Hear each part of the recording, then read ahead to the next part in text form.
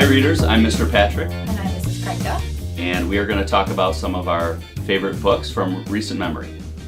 Absolutely. I'll start with a book that I just finished earlier this week. It's Kwame Alexander's Booked. If you've read Crossover, my guess is that you're going to like Booked. It's a book written in verse, and one of the things that amazes me about Kwame Alexander's books is it is a book full of poetry, but it tells, and so a lot of the pages are mostly blank, but it tells such a full, rich story. It's amazing that he can do what he can do with poetry. I haven't read Booked yet, but I really liked Crossover. That was a basketball one. This one is soccer. Soccer, yep. It's about a young boy, middle school, named Nick Hall, who's quite a soccer player. His dad is a college professor who is, I think, a linguist. He's actually written a dictionary, and he wants his son to read through some of these words. So the other thing I really appreciate about this book is it's the poetry. There's acrostic poems, there's found poems, it's a narrative poem because it tells a complete story. It's full of vocabulary words. It's funny, he'll use a word and then he'll give the definition down. Like Lemony Snicket does? Yep, like I love that. Down on the bottom of the page. And so that's excellent. Nick is he's a great character. He's really kind of struggling with some things in his life. I have a passage that I want to read. It's a little bit longer. Breakdown. An hour later, you tiptoe up the stairs, try to sneak past his room before he... Too late. Nicholas, come here. Very next time you disobey me, there'll be no Dallas. Now do what you were supposed to do and come home after school every day and give me your phone. It's not fair. It's just not fair. You better lower your voice. I had to walk all the way home. Where's your bus pass? Is your lip bleeding? I rode my bike. I'm going to bed. I asked you a question. And where's your bike? They took it. Who is they? And why'd you let them take it? Why are you always blaming me? No one's blaming you. I'm just asking. I'm tired of this. You're always fussing at me for not reading your stupid dictionary or cleaning up my room. You don't let me do anything. You take my phone, you took Mom, and now you want to take away the last good thing in my freaking life. Soccer. Calm down, Nicholas. No, I'm sick of it. My life sucks. I get bullied at school. I get bullied at home. I hate my life. I wish I was... Sometimes I just wish I was... What? You wish you were what? Kind of an honest portrait of a kid struggling with some real issues in middle school. So it's booked by Kwame Alexander. There's some other good characters in there as well. His best friend Kobe, who is sometimes on his soccer team.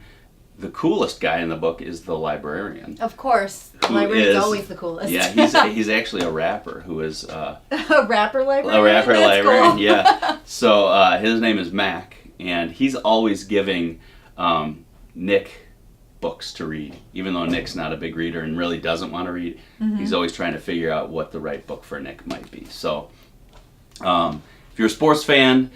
and even if you're not a sports fan, if you like poetry, and even if you don't like poetry, Booked by Kwame Alexander. It's a great read.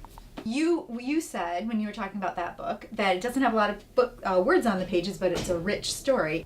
And that made me grab Roller Girl by Victoria Jamieson. And this is a first book by Victoria Jamieson, or the first one that I've come across. I think it says it's a debut novel. It does.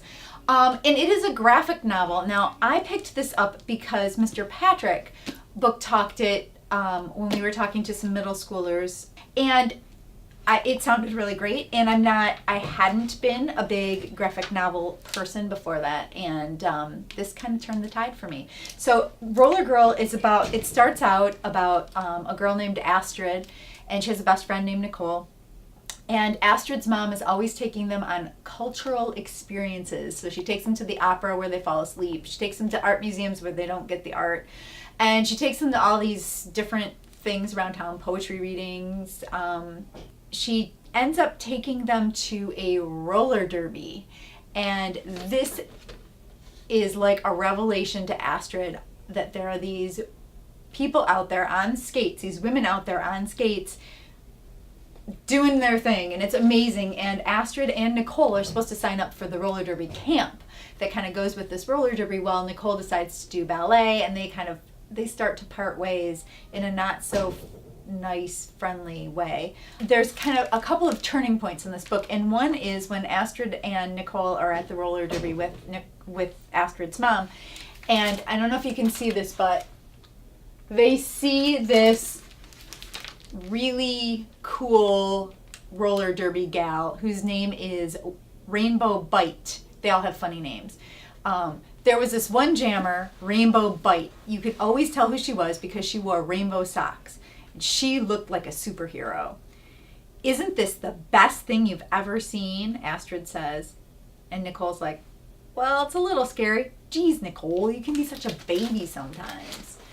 But I love it because it's like this turning point for Astrid, and she goes and she's absolutely the worst one at the roller derby camp, and she learns to fall. They keep telling her, fall small. If you fall, fall small. And I think that's kind of it's like a lesson to learn for life. You gotta fall. You gotta do things, you gotta try things, you gotta fall, but you also kind of have to plan for it and do the least damage that you can when you fall. Fall small. There's a lot to learn from it. It's a great story. I liked it quite a bit. I like that Astrid is kind of a tomboy and Nicole isn't, and I like the fact that it really talks about, because it's kind of a lonely summer for Astrid because she's going to this camp alone and she doesn't have a lot of friends. And it's really hard for her at first. Like, she doesn't think she's very good, but she sticks with it, which I kind of appreciated. And she starts to meet other people and develop new friendships, which is good. It's kind of true to life, right? Especially when you're growing up at school. Some people drift apart, and then you meet other people. And this is a middle school story, absolutely. Yep, that comes into play a lot. And Nicole kind of comes around in the end, and that's a good thing, too. That they're able to maintain a little bit of that friendship that was so important to both of them. Yes. So. Yeah. Loved it, and I love how colorful it is, and I am looking forward to seeing more from Victoria Jamieson. Absolutely. Happy reading!